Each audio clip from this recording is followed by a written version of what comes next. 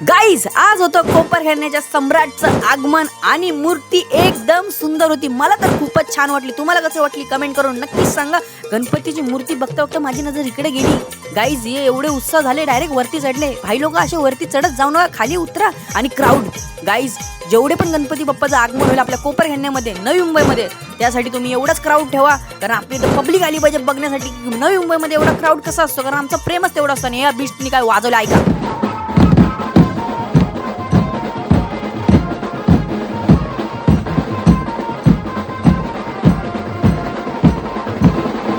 तिथनं भाई पुढे गेलो भाई, बोललो जर गणपती बाप्पाच्या जवळ जाऊ. मग जाता आपल्याला काय भाई लोक भेटले, त्यांना बोललो ब्लॉगमध्ये हाय करा आणि फॉलो करायला विसरू नका. जे पण आपल्याला आवाज देतील त्यांना सगळ्यांना आपण ब्लॉगमध्ये घेणार आहे भाई. तुम्ही पण आवाज द्या कधी दिसलो तर तुम्हाला. तिथनं देव बाप्पाच्या पुढे गेलो. वाव किती भारी. इथं जवळ आलो भाई, फायदा झाला. तिथं मला छोटा पोरगा दिसला नाचताना भाई, जाम खुश होता रे भाई तू. आणि भाई एक जण भाई मोबाईल पूर्ण खराब झाला, पण गणपती बाप्पाचा फोटो काढायचा हेच मनामध्ये पाहिजे सगळ्यांच्या. मोबाईल कसा असू दे पण गणपती बाप्पाचा फोटो आला पाहिजे.